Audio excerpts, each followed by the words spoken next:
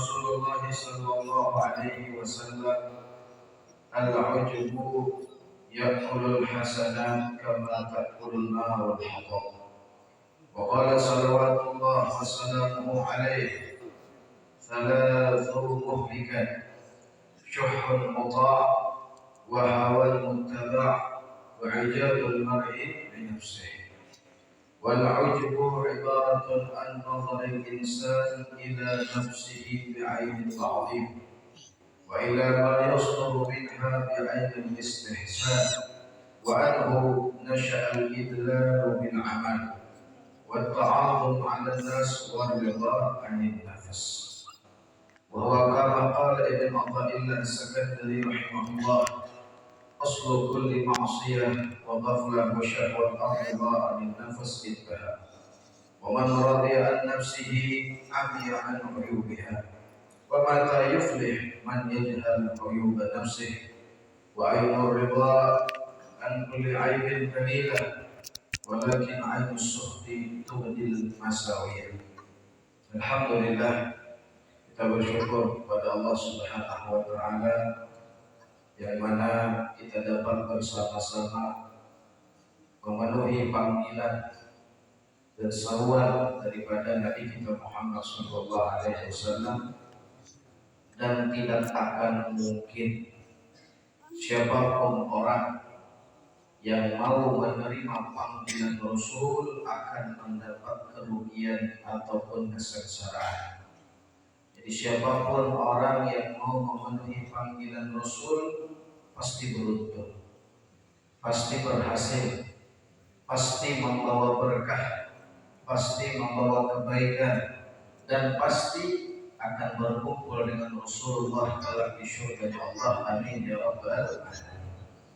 Oleh karenanya hadirin hadirat, selagi masih ada kesempatan di dunia, perbanyaklah untuk memenuhi panggilan Nabi kita Muhammad SAW. Maknanya selagi masih hidup, banyaki hadir ke majelis ilmu, banyaki hadir ke majelis ta'lim, banyaki hadir ke majelis zikir ataupun sholawat.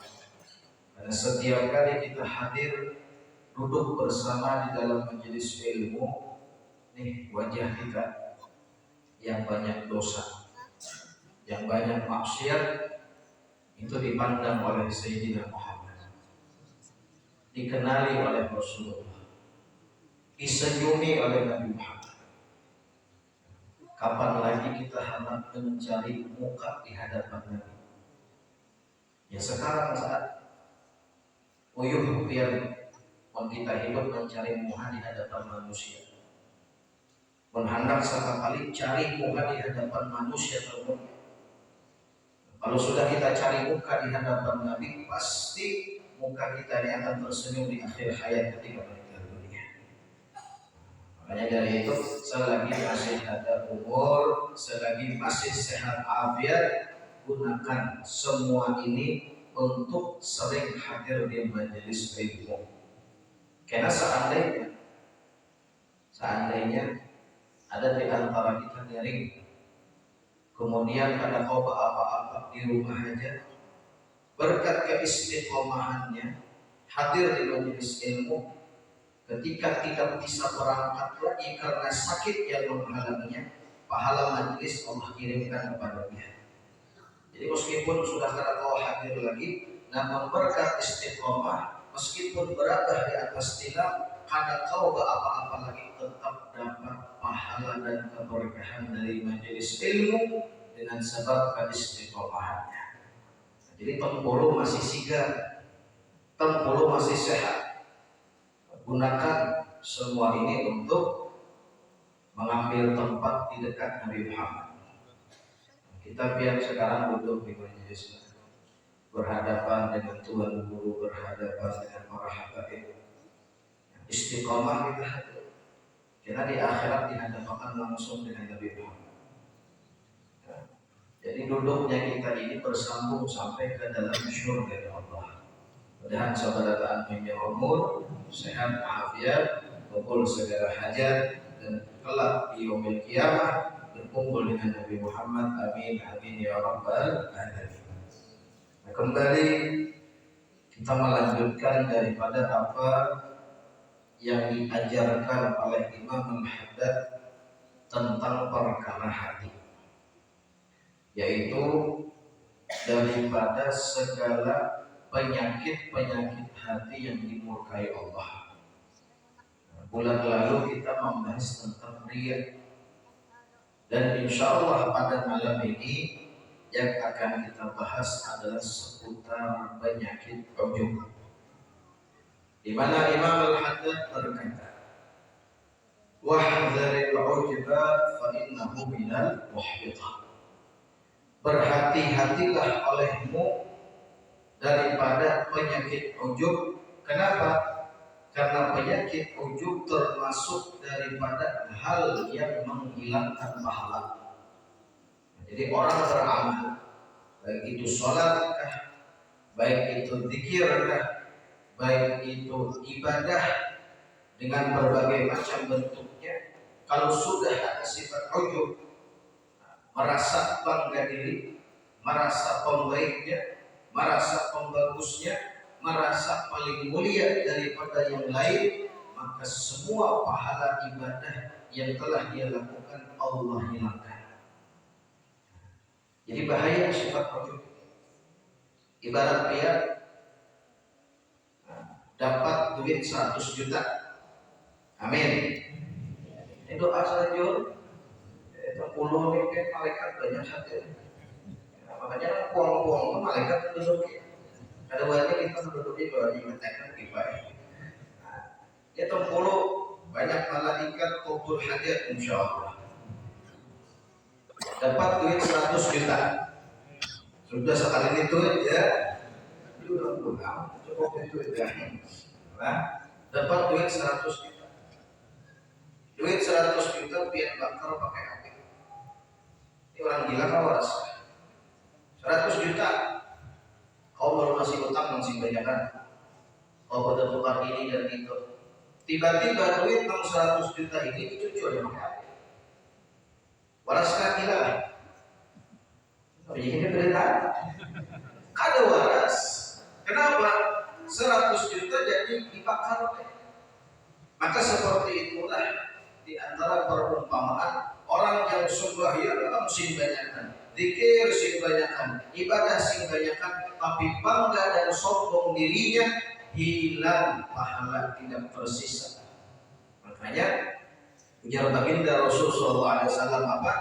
Al-ujub yaqulul hasanat kama taqulun narul hatab. Sifat ujub itu memakan kebaikan, menghancurkan kebaikan sebagaimana api yang membakar dan menghancurkan daripada kayu. Jadi sifat ujub ini kan sangat berbahaya. Makanya orang-orang soleh itu tidak ada di antara mereka yang merasa bangga diri dengan amal itu. Bahkan seandainya amal mereka sebesar gunung seluas lautan, tetap di mata mereka itu kecil. Karena tidak berisi apa-apa. Al-Habib Abdullah bin Husain bin Tahir dalam qasidahnya mengatakan, pengarang qasidah Arhamur Rahimin, dia mengatakan, ya Rabbi ma ma'na amal. Ya Allah, ulun ini kada berisi amal apa-apa. Sehari semalam bacaan sidin la ilaha illallah 25.000 kali. Sehari semalam bacaan sidin Allah Allah 25.000 kali. Sehari semalam bacaan sidin sholawat 25.000 kali. Sholat tahajud, sebaik tahajud kan, yang dibaca 10 juz Al-Quran, itu tahajud. Sampai subuh, berkumandang adzan subuh, sholat subuh pikiran, sampai isyraq, sampai duha. Sembahyang duha 8 rakaat, tapi 8 rakaat, 1 rakaatnya dibaca 1 juz Al-Quran. Amal yang sehebat ini, beliau berkata apa? Ya Rabbi ma ma'ana amal. Ulun kada berisi amalan apa. Karena sidin melihat hakikat yang sebenarnya daripada kemuliaan ibadah. Apa itu? Tidak akan ada satupun orang yang bisa sholat, yang bisa zikir, yang bisa munajat, melainkan semuanya dengan pertolongan Allah. Maka bujur itu. Ulun kada bisi apa amalan apa-apa. Kenapa? Karena seberataan karunia pian-pian yang memberi ulun kekuatan sehingga bisa beribadah. Wakas guna kullu salam. Dan semua perbuatan hamba ini ya Allah semuanya maksiat. Dari mana maksiatnya wahai Habib? Zikir sebegitu banyak, ibadah sebegitu banyak, ya sidin semua maksiat. Karena sidin memandang kepada diri sidin semua aku belum ikhlas. Itu zikir kok 25.000 kali kadang-kadang ikhlas. Enak kayak itu ya. Orang yang ikhlas itu tidak pernah memandang dirinya ikhlas. Jangan terbalik. Orang memandang dirinya ikhlas, apalagi sampai ke ucap, wah alhamdulillah ya aku ikhlas dan orang prer. Ada orang putihnya. Orang yang ikhlas itu tidak pernah berkata dirinya ikhlas. Orang yang mulia itu tidak pernah berkata dirinya mulia, karena mereka selalu memandang semua itu karunia Allah. Kita ini makhluk lemah. Ada bisa apa-apa. Kita hadir malam ini nanti pengajian. Pun kata Allah yang meringankan hati kita, memudahkan langkah kita, ada bakalan hadir. Tapi Allah memilih kita. Allah memudahkan kita. Makanya mudahan kita ditambah nikmat oleh Allah, ditambah kebaikan oleh Allah. Amin ya rabbal alamin. Wa kasbuna kullu zalal, lakin lana fikal amal. Nah ini yang harus kita ingat dalam ini. Cuma ulun ya Allah hanya memiliki harapan yang besar kepada Dia. Seorang hamba kualitas imannya itu tergantung kepada seberapa besar harapannya kepada Tuhan. Dan semakin besar berharap kepada Allah, semakin kuat harapannya kepada Allah, semakin hebat imannya. Jadi dia saja namun punya hanya harapan, berharap kepada Dia, mengemis kepada Dia, meminta kepada Dia. Kenapa? Karena harapan Dia tuhdil iwam Allah. Kekuasaan Dia itu tidak terhingga. Ya Rabb bisa menghidupkan tulang berulang yang sudah hancur menjadi manusia. Yang sudah hancur lebur, kada ada lagi bentuknya, tulangnya hancur, dagingnya hancur. Kalau sudah dalam kubur, awak yang hidup.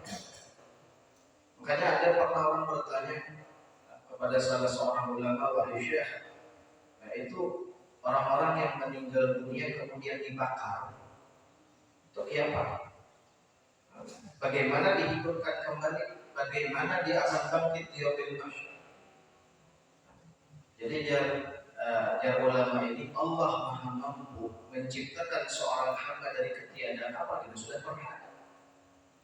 Nah, kada ada sama sekali mampu Allah menciptakan apa lagi? Pernah ada manusia. Lalu subhanallah kita di belakang awal ini ada namanya tulang akibud danab. Ini tulang. Nanti apa aja hancur jasad kita, itu tulang yang halus rupiah dihancurkan ada hancur. Ya kira ulama dari tulang yang kecil itulah bakal tumbuh manusia ketika dibangkitkan di hari mahsyar. Jadi ada sebuah penelitian dari para ilmuwan, tulang itu dicapuk dengan sekeras apapun ada hancur, dibakar, di ini, di itu ada hancur. Pokoknya dengan kecanggihan teknologi seperti apapun ingin menghancurkan itu tulang tahu. Ini kekuatan Allah dan memang dari situ kena manusia lagi apa aja hancur lebur awak itu kada bakal hancur. Karena dari situ kenanya bakal dibangkitkan Allah di hari kiamat. Jadi harapan kita kepada Allah. Jadi perbesar harapan kepada Allah. Jangan jadi berharap doa abang. Berharap duit. Jangan juga berharap bahwa menang biru 50.000 sedikit daripada abang. Karena biarpun kita salah dalam meletakkan harapan pasti akan dikecewakan. Jangan salah berharap. Jangan ketujuh di PHPI lawan duit. Ada nanti PHPI laki atau binian lawan duit. Jangan tertuduh di PHP lawan dunia. Setiap orang yang berharap kepada selain Allah jamin pasti sakit hati. Tapi orang berharap kepada Allah tidak pernah sakit hati. Buktinya siapa? Nabi kita Muhammad SAW. Ketika berada di Mekah, diintimidasi, bahkan ingin dibunuh, harapan saya hanya kepada Allah. Sampai-sampai ketika berada di gua Zur, saya Abu Bakar As-Siddiq ketakutannya bukan untuk diri sendiri, tapi mengkhawatirkan. Kenapa? Karena gua Zur itu kan tempat Nabi bersembunyi ketika hijrah, itu agak masuk ke bawah. Jadi ketika Abu Jahal beserta para petinggi Quraisy mengejar Nabi, itu coba akan mereka menengok ke bawah terlihat Nabi. Makanya saya Abu Bakar As-Siddiq, ya Rasulullah, itu Abu Jahal yang mengejar kita di atas. Seandainya mereka menengok ke bawah, kita akan ditangkap. Seandainya orang yang mati kada apa-apa, tapi yang belum khawatirkan jika engkau meninggal, maka hilanglah Islam di atas muka. Bagaimana ya Rasulullah? Takut saya Abu Bakar. Ibarat gini dah kita menengok ke bawah. Tapi Allah yang maha mengatur gerak-gerik seorang. Dan Nabi menanamkan Zainab Abu Bakar, ya Abu Bakar, ma'adzalukum bithnain, Allah thalithuhuma. Apa yang kau pikirkan wahai Abu Bakar? Ada orang yang sedang berdua, namun yang ketiga Allah yang membersamai mereka. Subhanallah, biar dari orang-orang yang mengejar Nabi ini ada menengok ke bawah. Coba kan menengok. Jangan kita apa alimnya tapi namun menggerakkan ini Allah. Lato-lato itu negara Allah yang menggerakkan. Ada tahu apa ini? Mainan lato. Ulun menyambat ketek-ketek. Ada bubulan jadi lato-lato. Alhamdulillah pas sepanjang masuk Arabnya sampai sini ada ngaran itu. Tapi mau di Banjar baru coba akan mulai Banjar dulu ke Banjar Masin ada apian itu. Nah, ini fenomena yang lagi viral sekarang. Ada anak-anak Tuhan yang bukan juga baik. Cuma anak Tuhan itu di sana, di sini bedanya nggak ada. Yang bisa bergerak Allah yang menggerakkan tangan Allah. Ia kan bergerak dengan peran-peran tangan kita. Nah, kalau apa Pak Guru? Nah, Allah yang menggerakkan. Dan lain kayak dengan cara coba kan pembayaran nengok ke bawah itu apa kalinya? Tapi Allah tidak meridhai mereka untuk menengok ke bawah. Allah gagalkan semua rencana mereka. Makanya dari itu perbesar harapan kepada Allah, apalagi di akhir zaman. Jangan salah bergantung kepada sesuatu, bersandar kepada harta bakal kita tinggal, bersandar kepada jabatan-jabatan bakal kita tinggal. Bahkan itu semua bisa jadi meninggalkan kita sebelum kita meninggalkan. Tapi kalau kita bersandar, berharap semata-mata hanya kepada Allah, Allah bakal bahagiakan kita dan tidak akan mengecewakan kita.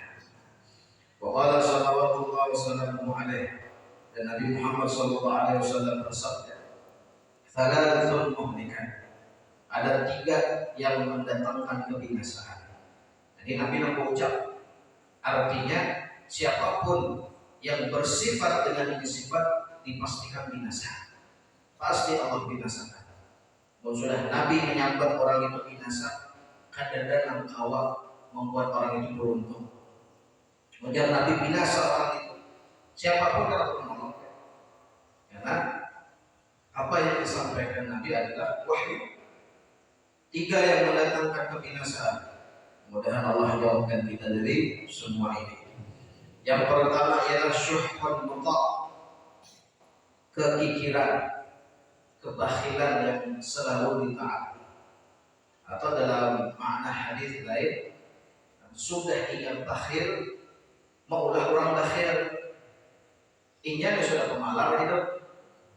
Habis itu malah menyebarkan virus pemalar ini ke orang. Ini biasa. Ibarat kebawaan masuk neraka. Ayolah. Sudah ia pemalar bakhil luar biasa. Habis itu kebawaan pun. Ibarat ada orang ditawari untuk membantu pesantren kah, membantu majelis kah, membantu masjid kah, musola.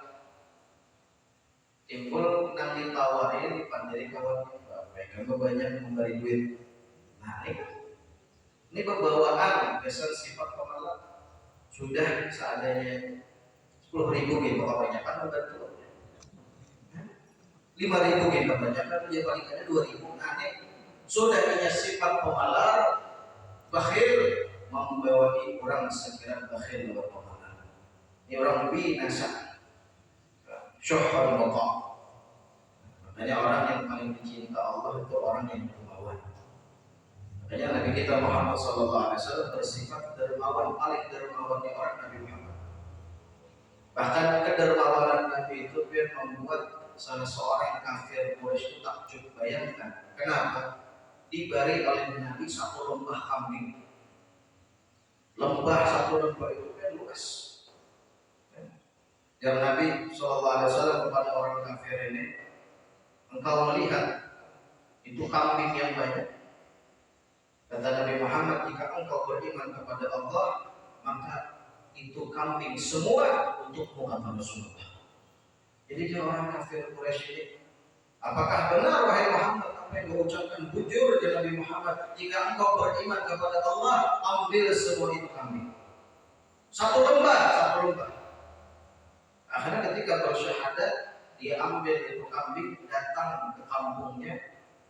Apa kata orang ini? Aslimu ya qaum.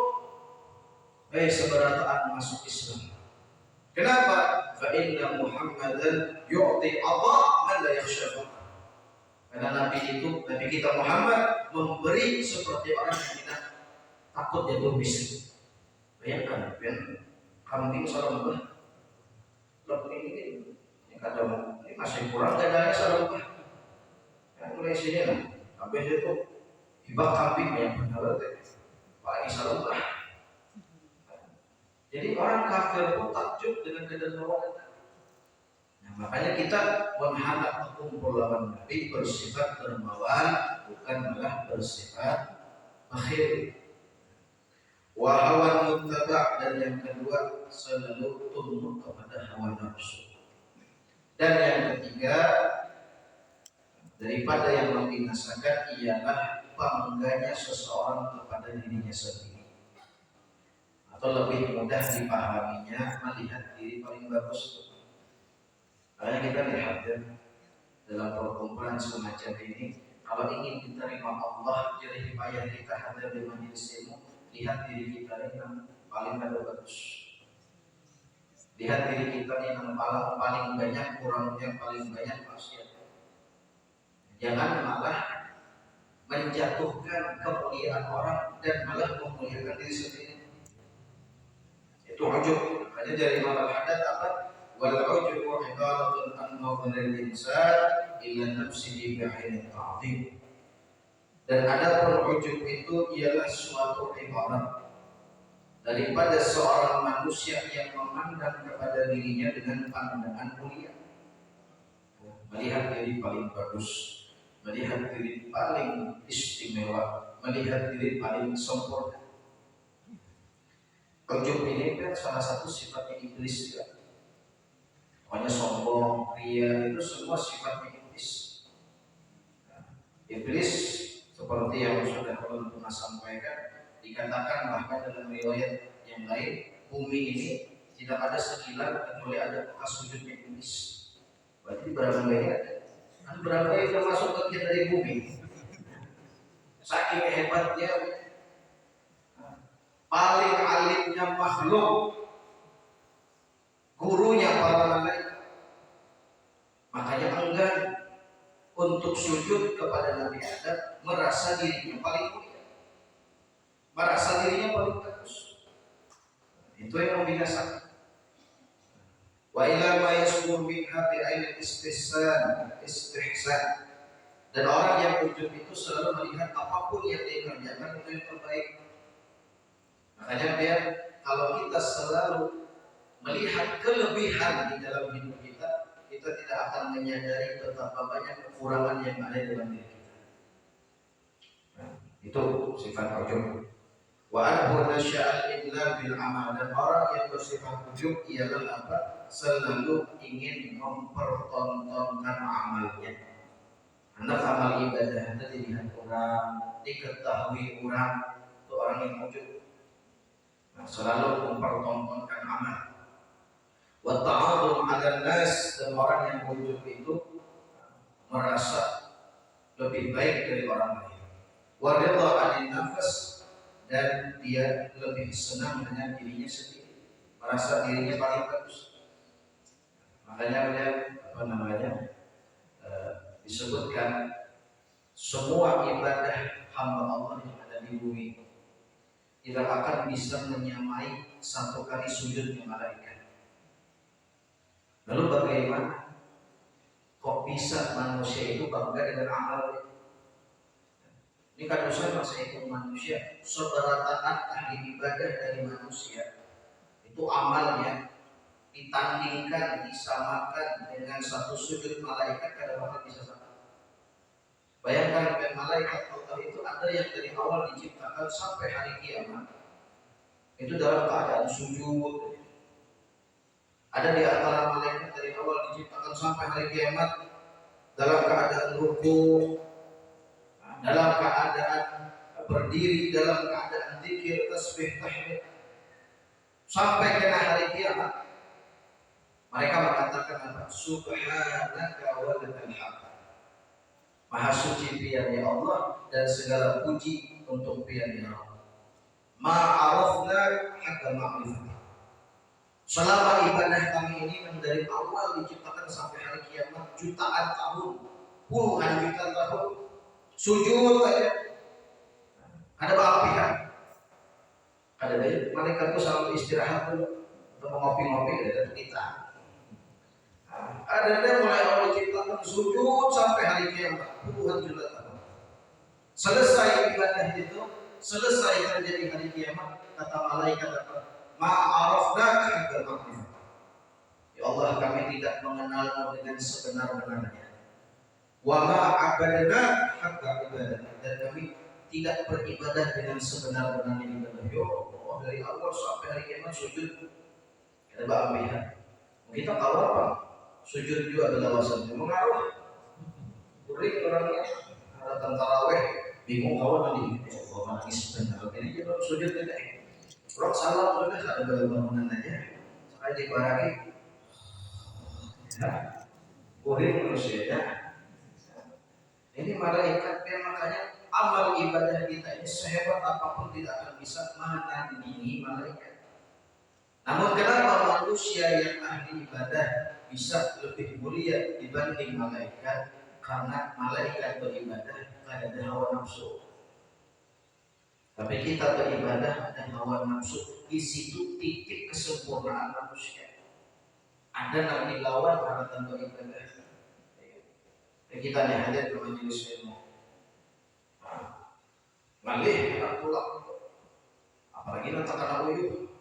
Tapi kalau sudah istiqomah, sudah cinta, sudah asyik, nanti apapun kondisinya tetap bakal berangkat untuk melakukan ibadah. Kayak tadi lagi viral lagi dikatakan bukan ketek-ketek. Itu bukan ketek-keteknya, ada nama bengkak ini kan. Rasulullah ini coba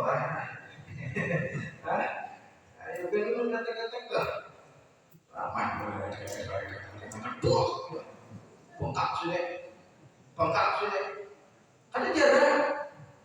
Main pula tahu dibakar. Atau misalnya jangan ngituin ya, tersinggung bukan ketek-ketek. Sebelum pengajian dulu gitu, terus soal bahas. Kalau kan ada apa-apa, masalah buat ketek-ketek ini kan ada apa-apa. Itu kan hukumnya bukan permainan. Tapi kalau oleh hati dirasa sedikit sangkal, ada tahu di waktu. Orang kata Allahu Akbar, Allahu Akbar,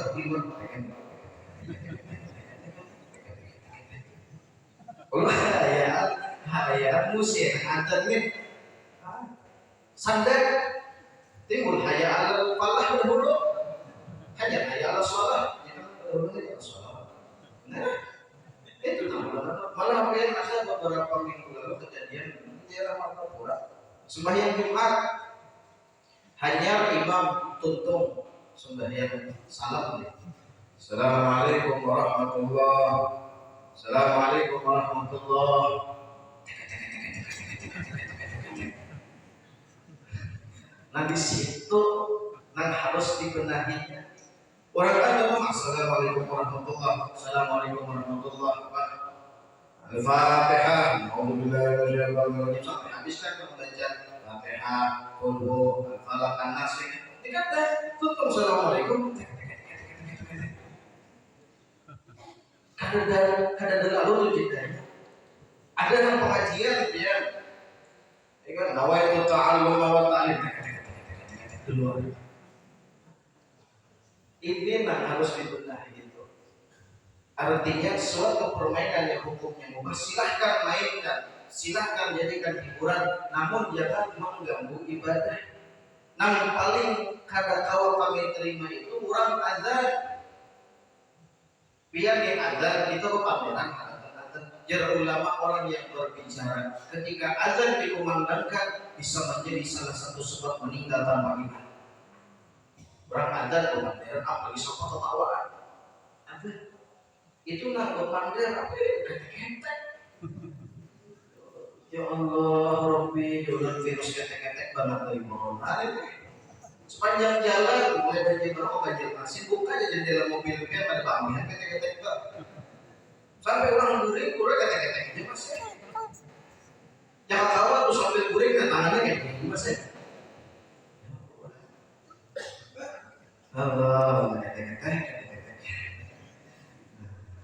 Nah makanya dari itu mudah-mudahan kita dijaga Allah dari segala hal yang dimurkai Allah. Kita kadang mengatakan itu haram, itu permainan, hukumnya mubah, dan itu mainan bahari.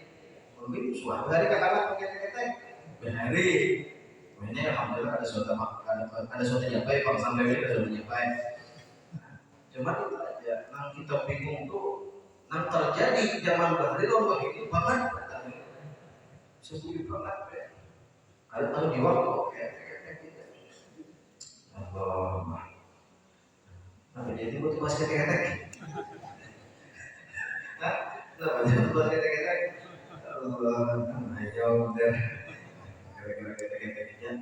Nah, mulai dari itu ya, kita beribadah, beramal soleh, jangan sampai ada sifat ujub. Nah, karena itu terkadang orang tidak merasa adanya penyakit. Makanya di antara sifat ujub tadi apa? Setiap kali beramal mesti mengucap orang berkisah, ingin membanggakan diri, ingin mengunggulkan diri. Wahwa kama qala Ibnu Athaillah, dan itu sebagaimana yang diucapkan oleh Ibnu Athaillah sanad dari aslu kulli maksiyah wa ghaflah wa syahwat, sumber dari segala maksiat, kelalaian dan rasa cinta kepada syahwat ialah ar-ridha 'anil nafs. Bangga dan rela dengan apa yang ada dalam dirinya. Makanya sekali lagi para ulama itu tidak pernah melihat dirinya punya keistimewaan, tidak pernah merasa dirinya punya keunggulan. Meskipun berilmu, meskipun ahli ibadah, salatnya ratusan rakaat, tapi tetap melihat dirinya tidak ada apa-apa di hadapan Allah. Ada seorang salihin namanya Habib Al-Ajami. Ini dia ahli hadis, hafal jutaan hadis, teman sekaligus murid dari Imam Al-Hasan Al-Basri. Beliau mengatakan apa? Innaman khutima lahu biqauli la ilaha illallah dakhala al-jannah. Siapa orang yang akhir hidupnya ditutup dengan kalimat la ilaha illallah masuk surga. tiba-tiba menangis, nangis. Maka murid-muridnya ada di sekitarnya bingung. Kata murid-muridnya, wahai syekh, wahai imam, maju bikin apa yang membuat menangis? Jadi orang sepertiku tidak akan layak dan tidak akan bisa mengucap 2 kalimat syahadat di akhir hayat. Hafal hadis jutaan, ibadahnya luar biasa. Namun Sidin melihat diri Sidin ini kada bakal bisa mengucap syahadat di akhir hayat. Tidak akan pantas untuk bisa mendapatkan. Makanya orang-orang seperti ini sifat ujub itu kada bakal bisa ada. Kenapa? Karena dia melihat dirinya ini kada baik, melihat dirinya paling hinanya manusia, melihat dirinya paling buruknya manusia. Bahkan biar orang yang ahli maksiat, tapi punya sifat merasa hina dan merasa tidak layak mendapat pandangan rahmat dari Allah, itu jauh lebih baik dibanding ahli ibadah yang merasa paling mulia, paling bagus daripada yang lain. Makanya dalam suatu ungkapan ulama mengatakan, maksiatun awrathat dillan wa inkisaran khairun min ta'ah awrathat izzan wastikbar. Suatu kemaksiatan membuat kita merasa hina di hadapan Allah, merasa jauh dari Allah, merasa tidak pantas untuk mendapatkan ampunan Allah. Itu jauh lebih baik daripada ketaatan yang kita kerjakan namun merasa paling mulia daripada orang lain. Makanya kita beribadah selalu lihat masih seraba kurang, seraba belum bagus, seraba belum sempurna.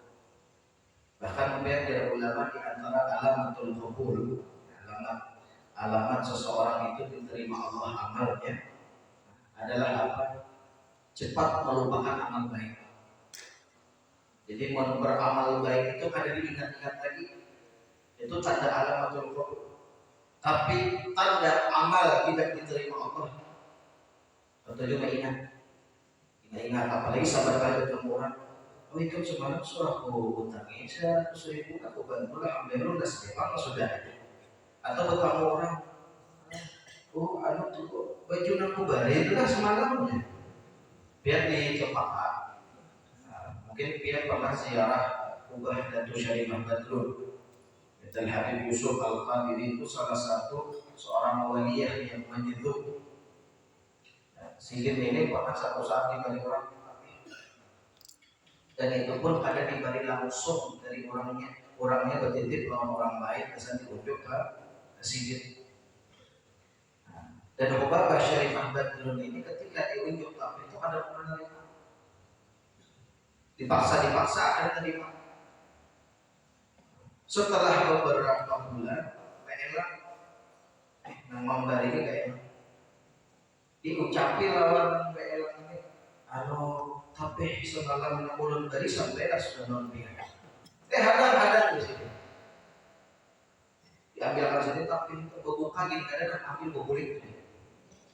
Nah, itu artinya apa?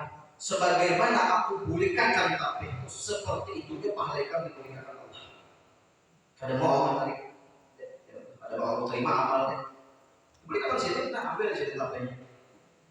Nah, jadi mau orang diterima amal ibadah itu dia kadang ingat tutup sembahyang semalam 100 rakaat terus aja ingat. Ini kadang malam sembahyang 100 rakaat sampai subuh di masjid. Surah Al-Fatihah jam 100 rakaat belum masjid. Ketemu orang ini ada potongan sendiri 100 rakaat. Nah, itu penyakit hati yang sangat mematikan, yaitu ujub. Makanya dari malam hadat sebelum berakhir, wa man radiya an nafsihi amiyan ujubiha. Siapa orang yang merasa dirinya bagus, maka dia akan buta dari segala kekurangannya. Merasa dirinya paling bagus, paling baik, itu kada bakal melihat keburukan. Wa mata yuflih man yadhal uyub nafsihi. Maka jelasnya, dan kapan orang itu akan beruntung ketika dia bodoh dengan kekurangan. Makanya biar berada di istiqamah. yang hakun menasehati kita, memadai kekurangan kita, jaga kawan kita itu dengan baik. Kenapa? Karena kawan yang seperti itu yang bakal membawa kita ke surga. Ada kekurangan dalam hidup kita, dalam akhlak kita, dalam pribadi kita, hakun memadai. Jadi kita mau dinasehati orang, ada kesalahan, kekurangan, harus bersyukur. Kenapa? Karena disitulah kesempatan memperbaiki. Bubuhan wali aja yang sudah baik merasa ada baik, kita dengar wali.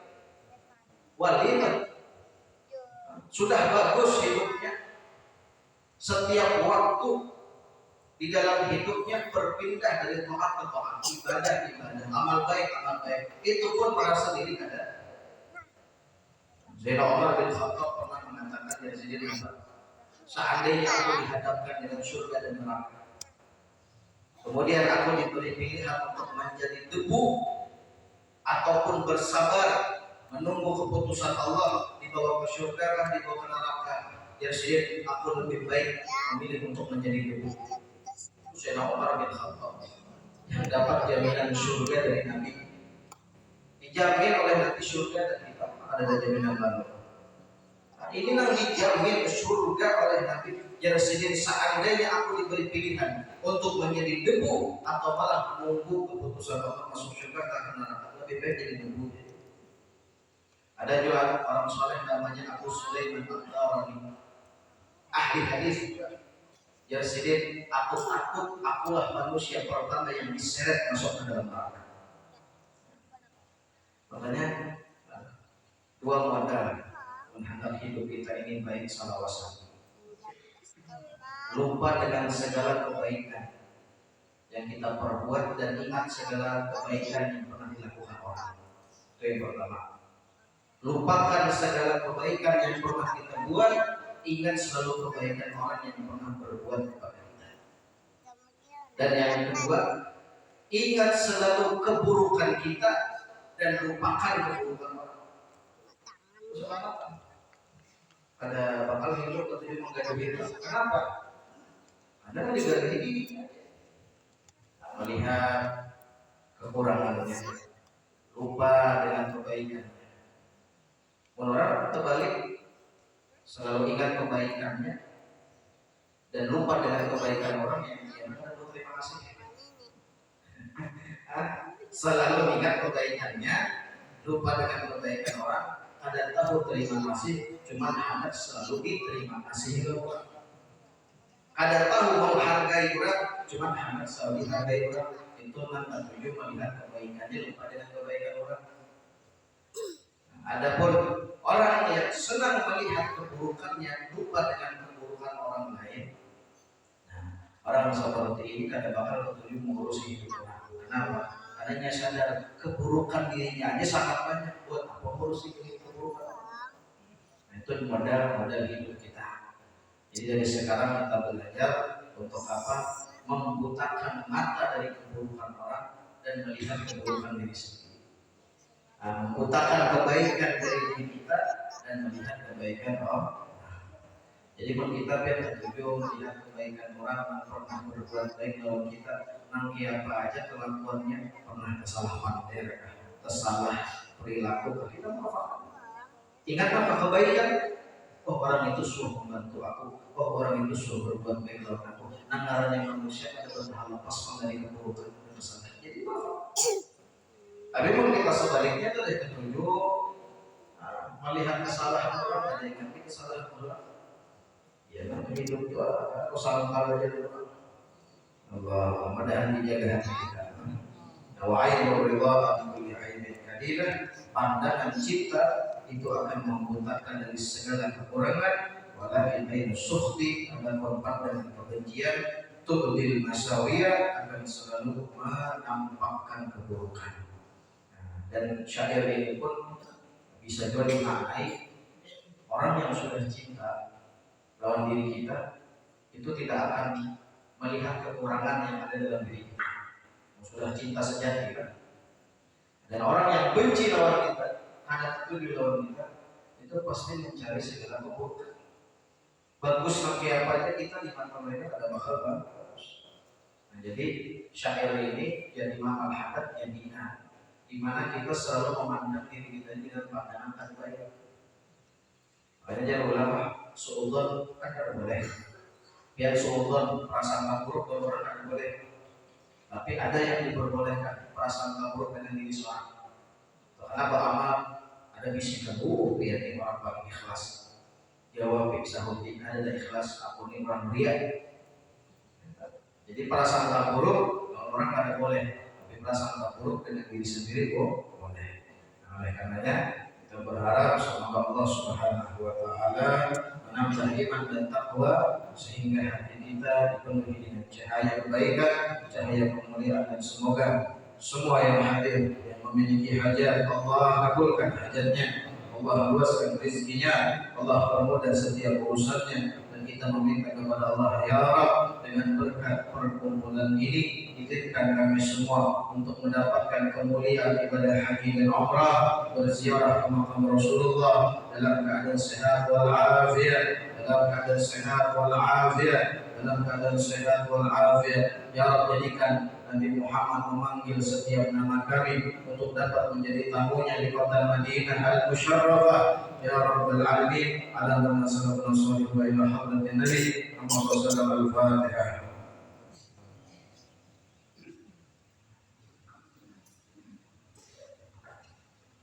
Ya Allah, ya Mustaqim, sallallahu alaihi wa sallam,